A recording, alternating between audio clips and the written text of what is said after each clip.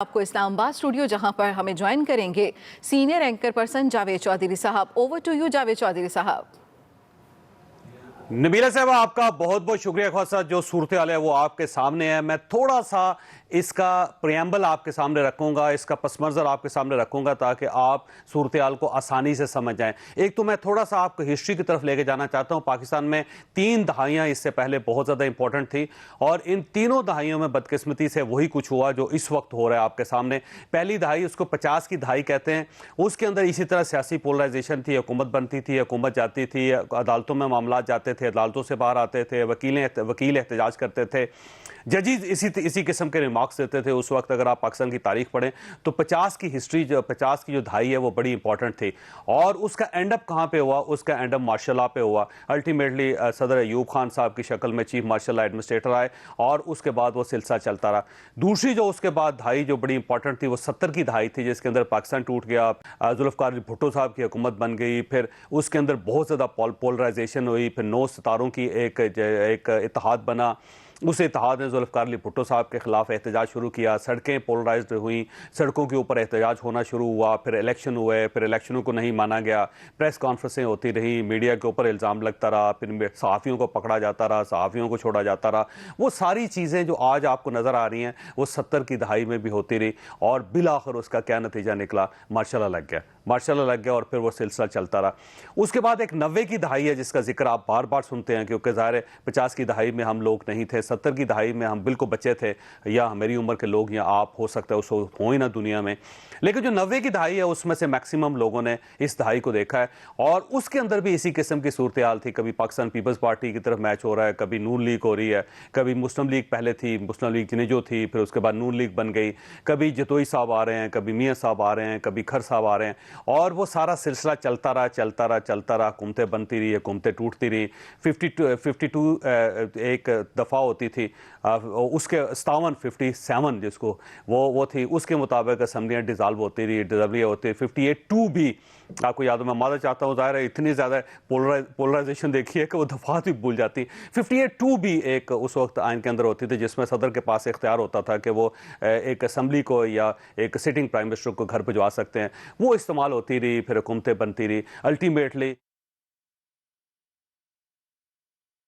लग गया और वो मामलात को सेटल करने की कोशिश की और उसके बाद बदकिस्मती से ये जो दहाई शुरू हुई 2020 में, सेम उसी के अंदर वही पैटर्न है जो 1950 में था, जो 1970 में था या फिर 1990 में था। तो ये एक पैटर्न है जो पाकिस्तान की हिस्ट्री में बार बार रिपीट हो रहा है और बिल्कुल आप यकीन कीजिए कि अगर आप 1970 की दहाई के अखबारात निकाल लें, 1990 की दहाई के अखबारात निकाल लें या 1950 की दहाई के अखबारात निकाल लें और उनको आप सामने रख के फिर 2020 के बाद जो सूरत हाल है उसको सामने रखें तो आपको ऐसे महसूस होगा जैसे एक ही माँ है जो बार बार बच्चे दे रही है और सबके नक्शे एक जैसे ही हैं, सारी सूरत हाल एक जैसी ही है। वही बल्कि अगर आप उसको देखेंगे तो ऐसे महसूस होगा एक शतरंज है जिसके अगले मोहरों का भी आपको अंदाजा है कि अब अगला मोहरा किस तरफ जाएगा।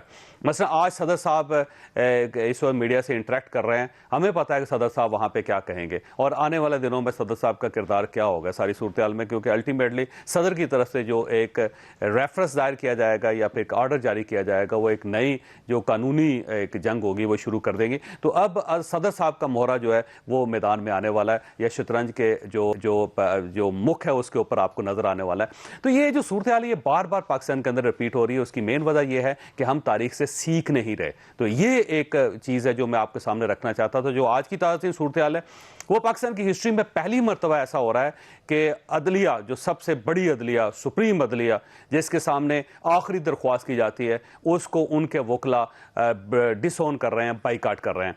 3 वकला अभी तक सीनियर तरीन है, चौधरी शुजात साहब के सलाउद्दीन साहब, चौधरी शुजात साहब के वकील हैं, उन्होंने रोस्टरों पे खड़े होकर चीफ जस्टिस साहब की मौजूदगी में कहा कि हम इस अदालत को बाइकाट कर रहे हैं और चीफ जस्टिस के सामने ये पहली मरतबा इस तरह हुआ है कि किसी सीनियर वकील ने बाइकाट किया। इरफान कादर साहब खुद वकील जज रहे हैं और वो पाकिस्तान के बड़े मशहूर वकील हैं और ऐसे वकील हैं जिनके बारे में कहा जाता है कि वो डंके की चोट पर बात करते हैं। वो दोस्त मोहम्मद मजारी साहब के वकील हैं, उन्होंने रोस्टरों पर खड़े होकर कहा कि हम आपको नहीं मानते, लिहाजा हम हम बाइकाट कर रहे हैं, हम आज की कार्रवाई का हिस्सा नहीं बनेंगे। हमजा शहबाज साहब के वकील मंसूर अवान साहब, वो भी एक सीनियर और अच्छे वकील हैं और लोग उनकी तारीफ़ करते हैं, इज़्ज़त करते हैं। वो भी रोस्टरों पे खड़े और उन्होंने भी कहा कि मेरे वकील ने, मेरे मुवक्किल ने मुझे कहा है कि आप इस कार्रवाई का हिस्सा नहीं बनेंगे, और वो भी बाइकाट कर गए। तो ये जो बाइकाट करना है, ये मेरा ख्याल है पाकिस्तान की हिस्ट्री में पहली मरतबा हुआ है, लेकिन ये इंतहाई अफसोसनाक है क्योंकि ये नहीं होना चाहिए था। अदालतें तासुर पर चलती हैं, और जब एक सुप्रीम कोर्ट का तासुर ख़राब हो जाए या चीफ जस्टिस का तासुर ख़राब हो जाए तो आप खुद उसका अंदाज़ा लगाइए कि अल्टीमेटली वो एंड अप कहाँ पे होंगी चीज़ें। ये एक नया बहरान है जिसकी तरफ हम बढ़ते चले जा रहे हैं, और ये बहरान को जब तक ख़त्म नहीं किया जाएगा ये मज़ीद बच्चे पैदा करेगा और मज़ीद प्रॉब्लम पैदा होते हैं। ऐसा लगता है पाकिस्तान के अंदर पोजीशन ले ली गई है, और ये पोजीशन जो है वो किस तरफ ली गई है। सबसे पहले जब स्टैब्लिशमेंट की तरफ मैं माजरत चाहता हूँ, सबसे पहले जब स्टैब्लिशमेंट की तरफ से कहा गया था कि हम ए पॉलिटिकल हो चुके हैं, तो एक पोजीशन स्टैब्लिशमेंट ने ले ली कि अब हम किसी किस्म के सियासी मामलात में मुदाखलत नहीं करेंगे, लिहाजा वो पोजीशन पे अपनी फर्म खड़े हैं। दूसरी तरफ इमरान खान से ने पोजीशन ले ली कि मुझे बाहर की फोर्सेस ने हुकूमत मेरी गिराई है और ये इम्पोर्टेड गवर्नमेंट है, और उस पर उनकी पोजीशन बड़ी फर्म थी।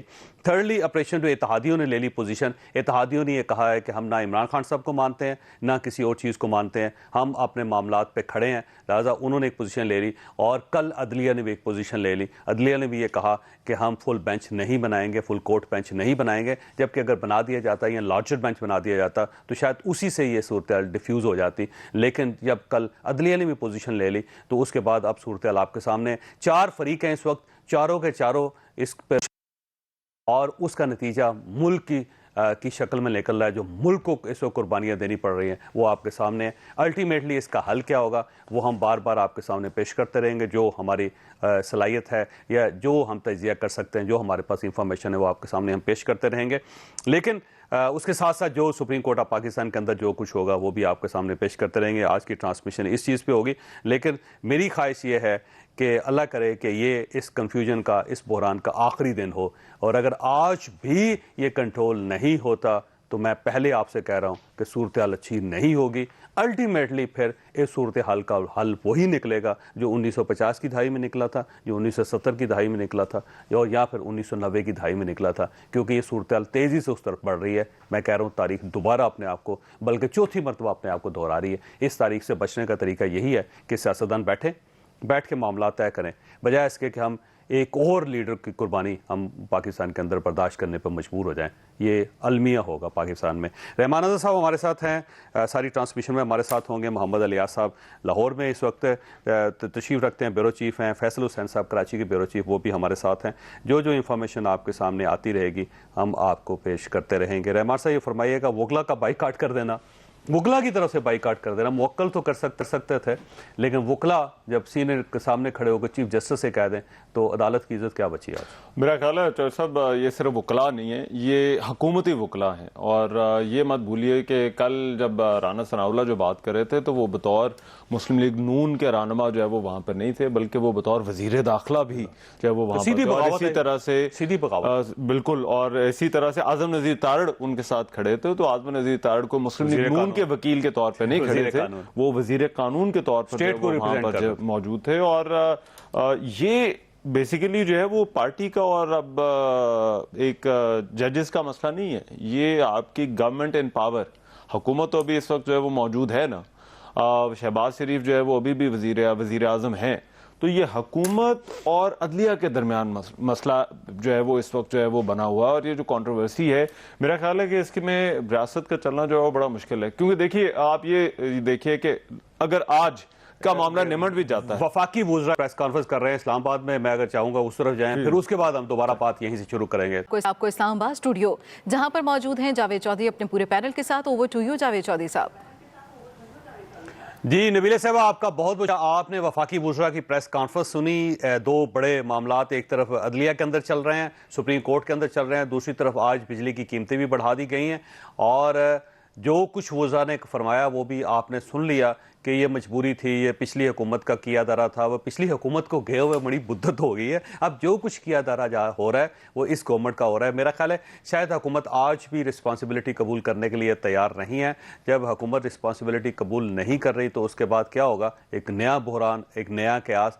तो मेरा ख्याल ये है कि जो कुछ पाकिस्तान के अंदर हो रहा है, इत्तेहादियों की सियासत को इसका बहुत ज़्यादा नुकसान हो रहा है और अल्टीमेटली ये बिलाखिर आखिर में भी ये नुकसान में ही रहेंगे। रहमान साहब, आप कुछ फरमा रहे थे आपकी। अच्छा, मैं वो बात वहीं से जोड़ते हैं। मैं जो कह रहा था कि आजम नज़ीर तारड़ और राना सनाउल्लाह बतौर वजीर दाखिला वजीर कानून थे। आज जो भी सब जो फैसला आता है, लेकिन उसके बाद एक बात ज़रूर है कि कल भी वफाकी हुकूमत अभी भी इन लोगों के पास है। तो क्या ये मामला जो है वो चल सकेंगे या नहीं चल सकेंगे? और ख़ास तौर पर ऐसे मौके पर जब हुकूमत एक तरफ हो जाए और हुकूमत कहे कि हम जो है वो बाइकआउट कर रहे हैं, हम, और ये वो बेंच है जिसके अंदर चीफ जस्टिस ऑफ पाकिस्तान खुद बैठे हुए हैं, और आप समझिए सुप्रीम कोर्ट बैठी हुई है, सुप्रीम कोर्ट बैठी है। और आज जो बाइकआउट हुआ है वो चीफ जस्टिस के सामने फारूक नाइक ने जो है वो उठ के जो है वो कहा जी कि हम इस अदालती कार्रवाई का जो है वो बाइकआउट करते हैं। तो ऐसे में ये 3 इदारे होते हैं, हम पॉलिटिकल साइंस पढ़ते हैं, एक आपकी जुडिशरी होती है, एक मुकन्नना होती है, एक एग्जेक्टिव होती है। तो आपकी जो एक ब्रांच ऑफ गवर्नमेंट है वो, इसका मतलब है वो दूसरी ब्रांच के साथ उसकी एक तरह से जो है वो यहाँ से, इसको जंग तो नहीं कहना चाहिए, बट उसकी एक तरह से जो है वो उसके साथ जो है वो लड़ाई। हुकूमत के पास एक इख्तियार ये था कि जब ये बेंच बना था, जब ये केस शुरू हुआ था, तो उसी वक्त बाइकआउट कर देते, उस वक्त एतराज़ कर देते कि हमने इन जजेस के सामने नहीं आना। ये जब केस चल रहा है और उस दौरान आप बाइकआउट कर रहे हैं, तो ये मेरा ख्याल है कि रॉन्ग स्ट्रेटजी है, सीधी सीधी जुडिशल सुसाइड है कि आपने कानून को फांसी लगा दी आपने। अब नहीं, इस पे ये देखें ना कि वो दरखास्त थी वो परवेज इलाही की तरफ से आई थी, और ये सवाल जब ये पहले दिन ये कोर्ट के अंदर गए हैं तो उस वक्त जो है वो आजम नज़ीर तारड़ से ये सवाल हुआ कि भाई आज आप जाते, और इन्होंने उस वक्त जो कहा प्रेस कॉन्फ्रेंस, तो उस वक्त जाकर जो है वो एतराज़ करते। फिर मेरे ख्याल जो इतवार वाला दिन आया दरमियान में, उसमें इन्होंने कहा और सोचा, और फिर उसके बाद जो है वो जाकर जो है वो इन्होंने फुल कोर्ट की जो है वो दरखास्त दे दी। लेकिन आपकी बात ये है कि ये आपको कोर्ट के अंदर जो है वो जाने से पहले सोचना चाहिए, लेकिन इसमें हुकूमत के पास ऑप्शन नहीं थी। परवेज इलाही की दरखास्त आ गई और बेंच ने कहा जी कि आप जो है वो आज ना जाती ना गवर्नमेंट, किसी ने कहा था जी, कोई मजबूरी तो नहीं थी इलियास साहब की तरफ जाना है। इलियास साहब, फर्ज करें आज परवेज इलाही साहब की हुकूमत, उनको बल्कि चीफ मिनिस्टर डिक्लेयर कर दिया जाता है, तो लाहौर के अंदर और पंजाब के अंदर सूरत हाल क्या होगी? देख लें जवेद साहब, जो सूरत हाल है इधर तो गवर्नमेंट 3.5 महीने से कोई देखने में नहीं आ रही। जो भी बनती कोई ना कोई बहरान पैदा होता था, तो अगर उनको कह देती कोर्ट, तो जब तक कोर्ट डायरेक्शन नहीं देगी कि इनका ओथ टेकिंग सेरेमनी हो, कैबिनेट बनाए, टाइम फ्रेम देते हैं, वो अगर नहीं करेंगे तो गवर्नर इस टाइम मुस्लिम लीग नून के साथ है, तो वो बिल्कुल आप ये देख लें फिर वही बहरान पैदा होगा जो जैसे पहले हमजा शहबाज का बहरान पैदा हो गया था कि उनका वोट टेकिंग सेरेमनी नहीं हो रही थी, उसके लिए फिर समरी मूव कर रहे थे। तो अब वो प्राइम मिनिस्टर भी इनके नहीं है, प्राइम मिनिस्टर भी नून लीग से, तो समरी कौन मूव करेगा? अब प्रेसिडेंट साहब भी कोई किरदार अदा करेंगे। जुलाई का महीना दोबारा अप्रैल में कन्वर्ट बिल्कुल ऐसे लग रहा है कि जवेद साहब एक बहरान के बाद दूसरा बहरान है, तो ये इस तरह तो बड़ा मुश्किल लग रहा है। तो इसमें यही है कि जो फेडरल गवर्नमेंट। जी, आपका बहुत बहुत शुक्रिया। अब सदर साहब की तरफ से एक अंदिया दिया गया है कि आर्मी चीफ की तकर्रुरी वक्त से पहले भी हो सकती है। इस पे मेरी एक टेक है जो मैं आपके सामने रखना चाहता हूँ। फ़ौज अपना सिस्टम तब्दील नहीं करती, ये पाकिस्तान के अंदर एक बहुत बड़ी रवायत है जिस पे फ़ौज बहुत हमेशा अपनी पोजीशन वाजे कर लेती है और पोजीशन ले लेती है। जनरल फैज़ हमीद साहब के बारे में आपने बहुत कुछ सुना होगा टेलीविज़न पे, लेकिन जो मेरी मालूमात है मैं वो आपके सामने रखता हूँ कि जब इमरान खान साहब ये चाहते थे कि जनरल फैज़ हमीद साहब DGISC की CS से कंटिन्यू करें, तो इनसे ये कहा गया था कि ये क्योंकि सीनियर मोस्ट हैं, सीनियर हैं, जनरल हैं, तो हम इनको सेक्रीफाइस नहीं कर सकते, और जब तक ये कोर को कमांड नहीं करेंगे इनकी आगे जो एक्सटेंशन है या जो इनकी जो प्रमोशन है वो नहीं हो सकेगी। इनको उन 4 लोगों के पैनल में शामिल नहीं किया जा सकेगा जो आर्मी चीफ बन सकते हैं, तो कैरियर ऑफिसर हैं, तो फौज इनकी कुर्बानी नहीं दे सकती। तो वज़ीर-ए-आज़म ने इनसे आर्मी चीफ से ये कहा था कि आप ये जो ISI है इसको आप कोर क्यों नहीं कंसिडर कर लेते, इसको कोर कंसिडर कर लें। तो उस वक्त आर्मी चीफ ने ये कहा था कि ये कोर नहीं हो सकती, कोर होती है और एक जो दूसरा ऑफिस है वो दूसरा ऑफिस होता है, हम इसकी हैयत नहीं बदल सकते। तो इस पे इमरान खान साहब का ये कहना था कि आप हमें इजाज़त दें, हम कानून बदल देते हैं। तो उस वक्त आर्मी चीफ ने कहा था कि हम इस पे आपको इजाज़त नहीं दे सकते, आर्मी के जो डिसिप्लिन है उसको वायलेट नहीं किया जा सकता। और उस वक्त जो आर्गूमेंट हुआ था वो बड़ा दिलचस्प था। प्राइम मिनिस्टर साहब ने उसमें इमरान खान साहब ने आर्मी चीफ से ये पूछा था कि ये बताएं कि जो एक कोर होती है उसके अंदर GOC जनरल ऑफिसर जो है कमांडिंग ऑफिसर कितने होते हैं। तो उन्हें बताया गया था 2 से 3 होते हैं। तो उस पे वज़ीर-ए-आज़म ने उनसे कहा था कि यहाँ पे 127 मेजर जनरल हैं और जीओसीज हैं, तो ये तो कोर से भी बड़ी 5, 7, 10 कोर्स के बराबर एक दफ्तर है। तो इसके अंदर जो काम करने वाला जनरल है उसको कोर कमांडर की हैसियत से कबूल क्यों नहीं कर लिया जाता। तो उस वक्त स्टैंड ले लिया था फौज ने और उसका नतीजा ये निकला कि अल्टीमेटली एक बहरान पैदा हुआ और बहरान का नतीजा हुकूमत की रुखसती की शक्ल में निकला। तो फौज अपने पैटर्न में बहुत ज़्यादा क्लियर है, ये इसको सिस्टम को चेंज नहीं होने देती। पाकिस्तान की हिस्ट्री में आसिफ नवाज अंजुआ साहब का एक केस था कि जिसमें उनका इंतकाल हो गया था। वो ट्रेडमिल पे सुबह दौड़ लगा रहे थे, उनको हार्ट अटैक हुआ और उनका इंतकाल हो गया। उसके बाद जनरल करामत साहब की तैनाती की गई और उस वक्त थोड़ा सा एक सिस्टम के अंदर थोड़ा सा एक खला आया था क्योंकि अचानक आर्मी चीफ चला गया था और उसके बाद फौज की कोई कमांड नहीं थी।